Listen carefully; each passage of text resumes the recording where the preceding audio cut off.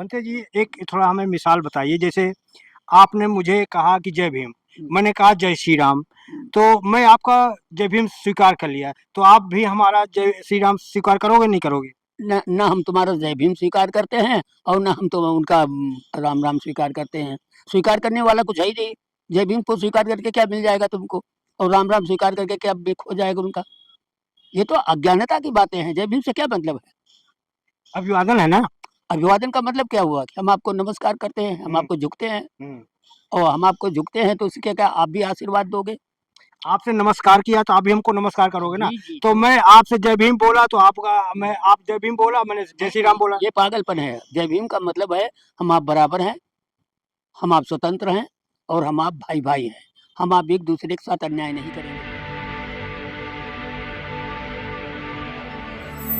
जय भीम, मैं मेवालाल और आप देख रहे हैं बहुजन समय। एक थोड़ा हमें मिसाल बताइए। जैसे आपने मुझे कहा कि जय भीम, मैंने कहा जय श्री राम, तो मैं आपका जय भीम स्वीकार कर लिया, तो आप भी हमारा जय श्री राम न हम तुम्हारा जय भीम स्वीकार करते हैं और न हम तो उनका राम राम स्वीकार करते हैं। स्वीकार करने वाला कुछ है ही नहीं। जय भीम को स्वीकार करके क्या मिल जाएगा तुमको, और राम राम स्वीकार करके क्या खो जाएगा उनका। ये तो अज्ञानता की बातें हैं। जय भीम से क्या मतलब है? अभिवादन है ना। अभिवादन का मतलब क्या हुआ कि हम आपको नमस्कार करते हैं, हम आपको झुकते हैं, और हम आपको झुकते हैं तो उसके क्या आप भी आशीर्वाद दोगे? आपसे नमस्कार किया तो आप भी हमको नमस्कार करोगे ना। जी जी। तो मैं आपसे जय भीम बोला तो आपका मैं आप जय भीम बोला, मैंने जय श्री राम बोला। ये पागलपन है। जय भीम का मतलब है हम आप बराबर हैं, हम आप स्वतंत्र हैं, और हम आप भाई भाई हैं। हम आप एक दूसरे के साथ अन्याय नहीं कहना है तो जय भीम। हमने आपको जय भीम तो किया। मैं जय श्री राम किया तो आपको जय श्री राम करना चाहिए। हम जय श्री राम का उनका अर्थ बताएं, वो उनका अर्थ बताएं। तो जय श्री राम हमको उनसे कोई इतराज थोड़े है। वो जय श्री राम करते हैं, हम कहते ठीक है भाई। अब वो तो हमसे कह रहा है कि जय श्री राम करो, तो हम क्यों जय श्री राम करें? हम जानते कुछ नहीं है। या जैसे हम किसी को जय भीम करते हैं तो जय भीम करने से क्या हो जाएगा, उसको क्या मिल जाएगा? जय भीम, जय भीम का मतलब अगर समझ जाए कि भाई हम आप बराबर हैं, हाँ, हम आप स्वतंत्र हैं, हम आप भाई भाई हैं, हाँ, हम आप एक दूसरे के साथ अन्याय नहीं करेंगे, क्यों झगड़ा होगा? तो वो उसी तरीके से अगर वो जय श्री राम करता है तो उसका मतलब तो बताए, क्या मतलब है जय श्री राम का? वो तो कुछ बताएगा नहीं, खाली मूली चिल्ला रहा है जय श्री राम जय श्री राम। इस पर कई जगह झगड़ा हो रहा है। मैं कहता हूँ भैया वो जय श्री राम कहता तो 10 बार कह दो जय श्री राम, क्या फर्क पड़ गया? उससे झगड़ने की क्या जरूरत है? वो जय भीम नहीं करता है, तुम तो मत। क्या क्या अगर जिस तरह से जय भीम जय श्री राम बोल के जबरदस्ती जय श्री राम बुलाते हैं, तो क्या अगर जबरदस्ती जय भीम बुलाओगे तो सही है? जबरदस्ती क्यों बुलवाए? हम नहीं करता, मत करे। जबरदस्ती करोगे तो फिर आज तुम हमारे पास जबरदस्ती करो, कल हम उनके पास जबरदस्ती करेंगे। ये तो द्वेष पैदा हुआ ना। अरे भाई हमको लोग मिलते हैं, तमाम लोग कहते हैं जय सिया राम बाबा जी। हाँ, मैं कहता हूँ भाई सुखी रहो, कल्याण हो तुम्हारा। और हम क्या कर सकते हैं? हम तो लोगों की मंगल कामना करते हैं। हमारा मतलब वो अपने स्वार्थ जो शब्द दे रहा है उसमें उसकी श्रद्धा है, लेकिन हमारी तरफ से हमारी श्रद्धा उसके अब कल्याण की बात करें, उसमें अज्ञानता है, ना समझी तो कुछ कह रहा है, लेकिन इतना जानता हूँ कि वह हमारे प्रति श्रद्धा उत्पन्न कर रहा है। शब्द नहीं मालूम है तो वो कोई भी शब्द कह रहा है, लेकिन मन से तो श्रद्धा दे रहा है, आदर दे रहा है ना। तो हमें उससे चिढ़ने की क्या जरूरत, गलत रखने की क्या जरूरत है? बनते जी कि आप बनते हैं बुद्ध के बारे में अच्छा तरह समाज को समझाते हैं। एक किसी बात बहस हो रही थी, तो कहा कि राम ने पत्नी को छोड़ दिया, पत्नी को वो कर दिया, त्याग कर दिया, तो बुद्ध ने तो पत्नी को छोड़ दिया था। भाई इन सब लफड़ों से क्या होगा? किसी ने पत्नी छोड़ दिया रख ली, हमारा उससे क्या लेना था? हमने अपनी पत्नी को छोड़ा या रखा, फल तो इस पर पड़ेगा। किसी ने छोड़ दिया रख लिया, वो जाने उसका काम जाने, हम क्यों झगड़े उस पर करें? अब बुद्ध ने मान लो कहते हो पत्नी छोड़ दी तो क्या परिस्थितियां रही होंगी, वो बुद्ध जाने, हमारे से क्या लेने तो देने उसका? सीता के बारे में तो फिर ये परिस्थितियां रही है, इनके भी बारे में कोई भी रही होगी, हमने न देखा न सुना, ये उल्टी सीधी बातें सुन रहे हैं। अरे हो भी गया होगा तब उससे क्या मिलेगा? वर्तमान में क्या मिलेगा उससे? हम लोग मिलजुल कर रहे हैं, प्रेम व्यवहार से रहे हैं, हाँ? ये बेकार की चीजों में कोई अंतर नहीं पड़ता, लेकिन ये लोग जो समाज को जोड़ना नहीं चाहते हैं, वही लोग ये विरोध पैदा करते हैं एक दूसरे के प्रति। जैसे बनते जी आप कैसे देखते हैं, बहुत से लोग बात करते हैं कि मैं जातिवाद नहीं मानता, छुआछूत नहीं मानता। जातिवाद मानता नहीं, लेकिन जातिवाद करता तो है। सवाल लीजिए, कहते हैं कि मैं ये सब नहीं मानता, लेकिन शादी अपनी जात में करेंगे। अगर कोई दलित पिछड़ा करे कि भाई ये जातियां खत्म करके सवर्ण अपनी बेटियां, दलित कहते हैं दलित बेटियां सवर्ण कहते हैं, करें, ये दलित सवर्णों का अपमान हो रहा है। तो वो अपने को सवर्ण मान रहा तो उसका अपमान हो रहा तो उसे रिश्ता ही मत करो। वो अगर ऐसा मानता है ये तो राजी का सौदा है ना। संबंध बनाना नहीं, हमारे, सवाल है जातिवाद कैसे खत्म होगा? वो जातिवाद कौन मानता है? तुम मानते हो, मानते रहो। हम नहीं मानते, नहीं मानते हैं। जातिवाद मानने की चीज नहीं है, जातिवाद जानने की चीज है। तुम क्यों स्वीकार करते हो फलानी जाति के हैं? कोई कहता है, कहता रहे, तुम उसको स्वीकार मत करो। तुम स्वीकार करते हो इसलिए बुरा लगता है या अच्छा लगता है?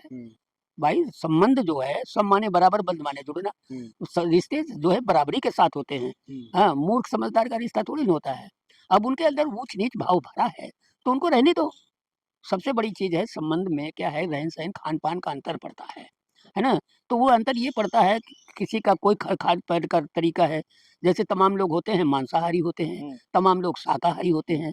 तो शाकाहारी के यहाँ मांसाहारी जाएगा तो खान पान में परिवार में कलह बन जाती है। हाँ, तो इसलिए हम लोग अनुकूल वातावरण को देना चाहते हैं। हम लोग चाहते हैं जो, जैसे हम लोग देखते हैं कुछ भगत परिवार होते थे, कुछ सकत परिवार होते थे, जो गुरुमुखी होते थे। जैसे आजकल कहेगा पढ़ा और बेपढ़ा, पढ़ा बेपढ़ा का रिश्ता नहीं हो पाता है ना। तो इसलिए हम लोगों को चाहिए पढ़े को पढ़े के साथ जोड़ो, बेपढ़े को बेपढ़े के साथ जोड़ो, कोई झगड़ा नहीं होगा, है ना। अगर उल्टा सीधा रिश्ता जोड़ेंगे तो परेशानी होती है। सबसे बड़ी बात आप अपने आसपास देखिए ना। आज वो कहता है सवर्ण से शादी कर लिया दलित ने, क्यों कर लिया? क्या जरूरत थी उस बेवकूफ को? कितना लाल की बात करें? कोई लाल हो, हमें उससे कोई मतलब नहीं। हाँ। मतलब आप अपने वर्ग में कीजिए, आराम से रहिए, झगड़े फसोद की क्या जरूरत है? तो भाईचारा कैसे बनेगा फिर? नहीं, अगर कोई दो चार में शादी करेंगे। अरे भाईचारा हम आपको भाई की तरह कहते हैं, भाईचारा बनाओ। भाई को चारा दोगे तो भाईचारा हो जाएगा, और भाई का चारा छीनोगे तो भाईचारा अपने आप खत्म हो जाएगा। आजकल तो भाईचारा खत्म हो रहा है ना, जबकि कोई लेकर नहीं जा रहा है। यही जैसे रोटी बासी हो गई तो बेकार हो गई, तो इसलिए समय से खा लो ना। बासी बचाए न कत्ता खाए, तो उतना ही खर्च करो जितनी आपकी जरूरत है, व्यर्थ को क्यों बर्बाद करते हो? तो हम आप सभी लोगों को प्रेम जगत का सार, और कुछ सार नहीं है। आदमी को आदमी से प्यार होना चाहिए और आदमी को आदमी के काम आना चाहिए। जी, इससे बढ़कर वो क्या है? बनते जी लास्ट सवाल पूछ रहा हूँ आपसे कि जिस तरह से देश में करा कि हिंदू राष्ट्र बनना चाहिए, तो क्या जो आप बनते गुरु के नाते, बनते के नाते, क्या आप चाहेंगे देश बौद्ध राष्ट्र बने? हम न बौद्ध राष्ट्र बनते, लेकिन हम ये जरूर चाहते सारे लोगों को बोध हो जाए, सारे झगड़े अपने आप खत्म हो जाएंगे। बोध हो जाएगा तो कोई झगड़े ही नहीं रहेगा, और जब तक सांप्रदायिकता पैदा करोगे तो झगड़े रहेंगे। हम कहते किसको बोध किसको नहीं चाहिए? आप करके तो देखिए, पालन करके देखिए, अगर खराब लगता है तो मत कीजिए। लेकिन ऐसा नहीं, सबको बोध नहीं चाहते। जो कागज है, कागज पर जो लिख दिया जाएगा वही पढ़ा जाएगा, चाहे हम पढ़ें चाहे आप पढ़ें। इन बच्चों के जो संस्कार डालते हैं माता पिता, समाज से जो हमें मिलता है, हम उसी का पालन करना शुरू कर देते हैं। यही है सबसे बड़ा विडंबना है। हाँ, कागज पर ठीक ठीक लिखो। जैसे आजकल हम देखते हैं स्कूलों में गाजा बाजा हो रहा है, माइक से कहानी कही जा रही है, दुनिया भर का तारीफें की जाती है, जो कुछ भी नहीं है। हाँ, वो प्रार्थनाएं आ रही है स्कूलों में। तो इन बच्चों को जो है वैज्ञानिकता खत्म की जा रही है, अंधविश्वास की ओर ढकेला जा रहा है। तो ये सब कौन कर रहा है? ये सरकारें कर रही है, ये राजतंत्र के लोग इसी प्रकार कर रहे हैं। जनतंत्र को एक तो बढ़ भी नहीं पाया, क्योंकि जनतंत्रीय लोग जो है वो राजतंत्र के अनुसार जीवन जीते हैं। हाँ, जनतंत्र के अनुसार जीवन नहीं जीते हैं। भाई बाबा साहब ने हमको जनतंत्र दिया, तो जो अभी जय भीम करते हैं, इनका संबंध है क्या आपस में? क्या ये आपस में समान है? आपस में एक दूसरे के स्वतंत्र हैं? आपस में क्या भाईचारा है इनका? ये एक दूसरे के साथ अन्याय नहीं करते हैं? तो जब जय भीम का नाम लेने से कुछ थोड़ी हो जाएगा। तुम रोटी रोटी सुबह से शाम तक जपो तो उससे पेट तो नहीं भर जाएगा। और भूख खत्म करनी है तो रूखी सूखी जैसे भी है पेट में रख लोगे तो कुछ ना कुछ तो काम ही देगी। इसलिए बकवास करना, शोरगुल करना, जय भीम जय श्री राम, ये सब बकवास करने से विभाजन होता है, हमारा भाईचारा खत्म होता है, हमारी शांति खत्म होती है। तो जो मूल बात है वो छूट जाती है ना। बनते जी, अब आपके बातों से मुझे एक चीज और ध्यान आ गया। जब एमएलए एमपी लोकसभा विधानसभा में जाते हैं तो वहाँ प्रतिज्ञा लेते हैं, मैं प्रतिज्ञा करता हूँ कि झूठ नहीं बोलूंगा, ये कानून के हिसाब से पालन करूंगा, निष्पक्ष उस पर काम करूंगा, ये वहाँ प्रतिज्ञा लेते हैं। तो अगर 22 प्रतिज्ञा लेते हैं तो करें कि 22 प्रतिज्ञा लेने की जरूरत नहीं है, इसको अपनाने की जरूरत है। ये दो तरह के क्यों लोग कहते हैं इस? देखिए 22 प्रतिज्ञाओं की बातें सबके लिए थोड़े 22 प्रतिज्ञाएं हैं। जो रोगी है उसके लिए इलाज की जरूरत है, जो रोगी नहीं है उसको इलाज की क्या जरूरत है? तो बाबा साहब ने जो ये 22 प्रतिज्ञाएं दी थी वह उन रोगियों के लिए की दी थी जो जिनको क्या कहते हैं आज की भाषा में शूद्र कहेंगे, दलित कहेंगे। ये लोग इसी अंधविश्वास में तो पड़े थे, तो इस अंधविश्वास से निकलने के लिए उन्होंने कहा था। तो बाबा साहब ने कुछ कहा तो करने के लिए कहा कि कहने के लिए कहा? जैसे आजकल लोग क्या है, बाबा साहब जो कहे वही हम भी कह रहे हैं। तो कहने से क्या हो जाएगा? बाबा साहब ने जो कहा वो करते तो आज क्या हालत होती आपकी? सारा सुख का चैन सुख की चैन होती, सारे लोग सुखी होते। तो बाबा साहब ने जो कहा, महापुरुष जो कहते हैं, महाजना गता सुपंथा, जो जहां रास्ते से महाजन लोग गए हैं, श्रेष्ठ लोग गए हैं, हमें भी उस मार्ग से चलना चाहिए, तो हमारा भी कल्याण होगा। तो क्या भंते जी बुद्ध वंदना और हनुमान चालीसा समान है कि अलग अलग है? नहीं नहीं, तो हनुमान की कोई रहा होगा तो उसकी चर्चा है, बुद्ध कोई रहा होगा तो बुद्ध की चर्चा है, लेकिन बुद्ध की चर्चा के नहीं, चर्चा का मतलब ये था कि हनुमान को भी अगरबत्ती दिखाते हैं, अगर बुद्ध को भी आप अगरबत्ती तो दिखाते हैं। दोनों मूर्ख हैं। अब ये जैसे मोमबत्ती जला दिया, धूप बत्ती दिखा दिया, इसका क्या मतलब है? या जैसे वो हनुमान को क्या अरे कहते भंते जी, आप बुद्ध को अनुयायी है, आप चिवड़ पहने, आप करोगे दोनों बराबर है। हैं? दोनों बराबर। एक किसी भिक्षु को पूजा का आता है, करता है वो पूजा, जो पूजा कर रहा है, जैसे मान लो दीपक जला दिया, इसका क्या मतलब हुआ? उसने मोमबत्ती जला दी दिन में, प्रतिज्ञा लेता है ना भंते जी, अब झूठ नहीं बोलूंगा, चोरी नहीं करूंगा। अरे भाई वो सरासर झूठ बोल रहा है, सारे झूठा है, भिक्षु झूठा है, साधु, अरे किसको कहें, सारे लोग झूठा जब है। कोर्ट में जाते हैं, वहाँ गीता का लगे कसम खाते हैं, मूर्खतापन है। तो कोर्ट के सामने क्यों विश्वास करता है जज की? भाई कुछ नहीं, वो तो कहानियां हैं। गीता क्या हो गया? गीता की कसम कैसे खा लेंगे? कसम खानी है तो संविधान की खाओ, जिसकी बदौलत कानून से चलते हैं। गीता के कानून से तो नहीं चलते हैं। हमें शपथ खानी है तो हम संविधान के कसम खाएं, जो समता का राज देता है, जो स्वतंत्रता का राज देता है, भाईचारे का राज देता है, न्याय का राज देता है। चलो भंते जी, अब लास्ट में हमारे दर्शकों को बताइए हम्म, कि अगर मान लो सुख शांति अगर आपको पाना है, तो कौन सा रास्ता अपनाए कि वो घर में कलेश ना हो, शांतिपूर्वक उनका जिंदगी बीते? बिल्कुल बिल्कुल। देखिए, सुख शांति से रहना है तो घर का बड़ा बूढ़ा सवेरे उठे, सबसे पहले सबको उठाए। ब्रह्म मुहूर्त में उठना बहुत जरूरी है। ब्रह्म मुहूर्त में उठोगे तो कल्पना कम हो जाएगी। ब्रह्म मुहूर्त क्या है ये? हाँ, ब्रह्म माने प्रकृति और मुहूर्त माने समय, प्राकृतिक मैं समय। तो ब्रह्म से मतलब ब्रह्मा से समझ लिया। नहीं नहीं, ब्रह्म ब्रह्म, अब वो तो डंडा लगा दिया, जैसे आत्म आत्मा, खुद खुदा, ये डंडा लगा के ब्रह्म में डाल देते हैं। नहीं तो खुद कौन नहीं समझता है, हैं? आत्म स्वयं की बात है। ऐसे ही ब्रह्म, ब्रह्म माने प्रकृति, नेचर। हाँ, प्रकृति सबके लिए समान रूप से है। अब उसका जो दुरुपयोग करता है वो परेशान रहता है, जो सदुपयोग करता है सुखी रहता है। तो शरीर में भाई मान लो डीजल की गाड़ी है और उसमें तुमने पेट्रोल डाली तो परेशान नहीं होगे, और पेट्रोल की गाड़ी में डीजल डाल दिया तो परेशान रहोगे। जो चीज जिसके लिए नियत है उसको उसी प्रकार से चलना चाहिए, सुखी रहोगे। तो आदमी को आदमी से, जो अभी कहा ना कि आदमी आपस में प्रेम व्यवहार से रहे, कौन कितने दिन रहेगा? कोई 200 साल तो रहना नहीं। तो आराम से रहो, मिलजुल कर रहो। हाँ, एक दूसरे के साथ मिलजुल कर रहो। हमारे पास कुछ ज्यादा है, तुम ले लो भाई, तुम्हारे पास कुछ ज्यादा है, हमको दे दो भाई। पैजाम वो क्या कहते हैं, कफन में तो जेब नहीं है। शमशान तो शमशान है, सब माने बराबर, स्वाद माने इज्जत। एक वो जगह है जहाँ सब समान हो जाते हैं। तो फिर ये मूर्खता की चीजें नहीं करना चाहिए। और ये समाज में दुष्ट दुराचारी लोग जो है ये अव्यवस्था पैदा कर रहे हैं। ऐसा नहीं कि कोई वर्ग है, वर्ग नहीं है, लोग अच्छे बुरे सब में पाए जाते हैं। तो दुष्ट लोग दुष्टाई करेंगे, हाँ, और सज्जन अपनी सज्जनता को नहीं छोड़ सकते हैं। जैसे वो क्या कहा है कि चंदन विष व्यापत नहीं लपटे रात भुजंग। हाँ, तो उसी प्रकार से जिसके अंदर स्वभाव जैसा है बना लिया है, और ये स्वभाव माता पिता से आता है, समाज से आता है, परिवार से आता है। बंदे जी, आप क्या मानते हैं जो बुद्ध सिद्धार्थ जब घर से बाहर निकले थे, तो वो स्वतः निकले थे या उनको आदेश था कि आप यहाँ से निकल जाइए, और राम जो है उनको पिता का आदेश था कि आप 14 साल का वनवास हो जाए? दोनों में क्या है समानता? दोनों में घालमेल है। सच्चाई तो सच्चाई होगी। अब सच्चाई को हम भी नहीं थे, वक्ता लोग भी नहीं थे। हाँ, जब ये घटनाएं घटी थी तब तो कोई नहीं था। तो हम लोग सब कल्पना करते हैं, ऐसा नहीं ऐसा हुआ होगा, ऐसा नहीं ऐसा हुआ होगा। सच्चाई में जैसा हुआ था हुआ होगा, उसे हमारा क्या लाभ होगा, क्या हमारा हानि हो जाएगी, क्या हमारा लाभ हो जाएगा। वर्तमान में हमें क्या करना चाहिए, यही तो इतिहास क्यों बनता है? बनते जी इतिहास इतिहास का मतलब होगा इत माने या, हास माने जो नहीं रहा, जो ऐसा था जो नहीं रहा। तो जब भूत में तुम जीकर क्या करोगे? भूत में जी ही नहीं सकते हो, वर्तमान में ही जीना पड़ेगा। मान लो काशीराम का अगर आपका इतिहास है तभी आप इतिहास बनाओगे। अरे अब ये नेता लोगों की बात सही कहा कि इतिहास सही गलत होता है। इतिहास लिखा किसने? हम तो पढ़े लिखे नहीं होते तो किसने इतिहास लिखा? तो उन लेखक ने जो इतिहास लिखा गया उसमें तालमेल कर तोड़ मरोड़ किया गया। इतिहास कौन लिखता है? हाँ? इतिहास कौन लिखता चालाक लोग। चला गया, जो जीतता है वो इतिहास लिखता है। हारे वाला तो थोड़ी लिखेगा इतिहास। हारे हारे को और ज्यादा हरा देते हैं। इतिहास जो जीतता है वही तो इतिहास लिखता है, हारे वाला तो थोड़ी इतिहास नहीं, वो लिख ही नहीं पाएगा बेचारा।